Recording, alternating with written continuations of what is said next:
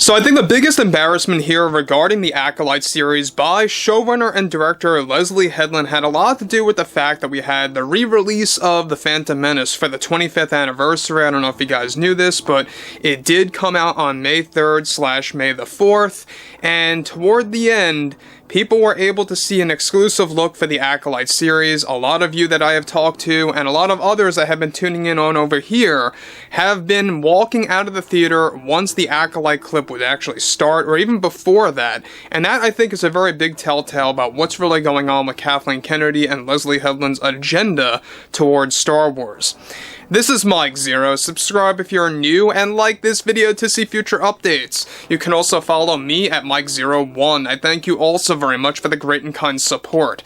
So we are less than 1 month away from the Acolyte and what's been going on with Season 2 and everything that's been also going on with the various projects that Leslye Headland was removed and fired from by Bob Iger, by the Disney executives for all things Star Wars, Marvel, for the most part, and there's been a lot of other drama happening between Kathleen Kennedy and Bob Iger now, creating a massive shakeup between Lucasfilm and the Disney heads. Let's get into all of this, shall we? Now, one thing about the Acolyte is that we know that this is going to be the quote-unquote most diverse Star Wars project in existence under Disney's wing. That's basically what Kathleen Kennedy wanted to do. She wanted to focus 100% on the DEI agenda, which, by the way, stands for Diversity, Equity, and Inclusion. We also have Leslye Headland spewing out nonsense about how this is all going to focus on a lot of inexperienced actors and writers that know nothing about Star Wars for the most part as well, that actually kept her involved in an unbiased production and unbiased creatives and actors on set. Now, focusing on all of this, beyond everything here, to make matters even worse about the Acolyte, is that with all divisions at the Walt Disney Company going through numerous cost-cutting measures by Bob Iger, one major development now has much to do with Lucasfilm and the Acolyte series by Leslye Headland. Now, one crucial update now has to do with Kathleen Kennedy battling Disney after Bob Iger made the recent decision to cancel the Acolyte Season 2, which initially was all set and ready to go into production by the beginning of 2025. That would bring in director Rian Johnson to direct some episodes as well as co-write, which is also part of the drama. Now, the cancellation of the Acolyte Season 2 took place just after a recent emergency meeting took place between Iger and the board. This in turn sparked drama from showrunner Leslye Headland, who was already warning to take legal action, and now even Kathleen Kennedy, as it turns out, is creating a scene behind closed doors against the Disney executives. Already Kathleen Kennedy is beginning to turn on Bob Iger for plans related to other Star Wars projects, such as the funds involved for the upcoming films and the scheduling, and is beginning to make a series of demands to reinstate the Acolyte Season 2 immediately, or else she is willing to drop certain Star Wars productions from moving forward, as Kennedy claims that she needs the artistic vision of Leslye Headland, and also doesn't want the already spent funds for the Acolyte Season 2 to go to a waste.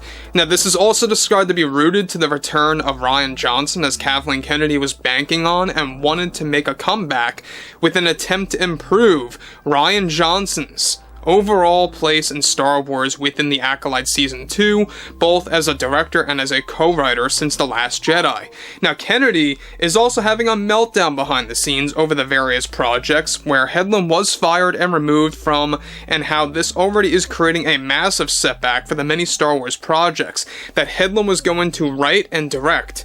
Even a Star Wars film on top of that, which was also something that fell apart. The main reason why Iger and the board decided to cut ties with the Acolyte Season 2 and axe it altogether had to do not just with the intense backlash from fans, a level of backlash that we have never seen before in Star Wars history under Disney, but also due to Headland making last-minute demands over the financial agreement within her contract that fell into financial differences between herself and the Disney heads. Another reason why Kennedy is panicking after Acolyte Season 2 got axed is that this now leaves an empty slot for a Star Wars series by the end of 2026 that needs to be filled. And already the Lucasfilm story group is in a phase of panic over choosing which Star Wars project currently on the back burner they would need to quote-unquote resurrect or to bring back on the chart to fill the spot. Now, the cancellation of the Acolyte Season 2 is also now causing a shakeup between the Disney executives, including Bob Iger and Kathleen Kennedy. Kennedy is reportedly endlessly demanding Disney to immediately reinstate Season 2, regardless of the backlash, to take a risk and to make improvements with the second season. However, this is not limited to Bob Iger's decision. It turns out the majority of the board did not want to move forward with the Season 2 in fear of investors/shareholders bailing Disney due to the ever-failing Lucasfilm division, and they instead wanted to focus on a singular new project each time to further shoehorn their agenda. Now, with the Rian Johnson return now no longer happening, at least on the TV side of things, this is said to have sparked creative differences between Kennedy and even Disney now. Now, what's really interesting about this, before I move on, guys, is that we know that Kathleen Kennedy is really beginning to fall into this phase of desperation. She is beginning to realize that the walls are closing in, alright, tighter than ever before, to the point where there's no escape. So basically the Acolyte is going to be, without a doubt, the final nail in the coffin for Star Wars on Disney+. I mean, there's just no doubt about it. I mean, already the backlash is looking to be way worse than The Last Jedi ever was. Throughout December of 2017 to the beginning of 2018 was the peak of the fan backlash of what Rian Johnson did to Luke, what he did to George Lucas's philosophy of Star Wars, and the overall traditions of the Star Wars franchise that were all shattered into pieces. The same exact thing is happening here with the Acolyte, with a lot of criticism behind it, by the way, because it does take place not so long before the events of The Phantom Menace. It's not like we're thousands and thousands of years beforehand. We are hundreds, if not a little bit less. So there's a lot of things going on there. Everything related to how Leslye Headland has been spewing out nonsense about how this is going to shift away from George's vision, of how also it's going to change our view of The Phantom Menace and the prequel trilogy movies at large, and how it's also going to break away from tradition again. And let's not forget about the fact that Leslye and Kathleen admitted that they looked up to Rian Johnson as an inspiration for the Acolyte.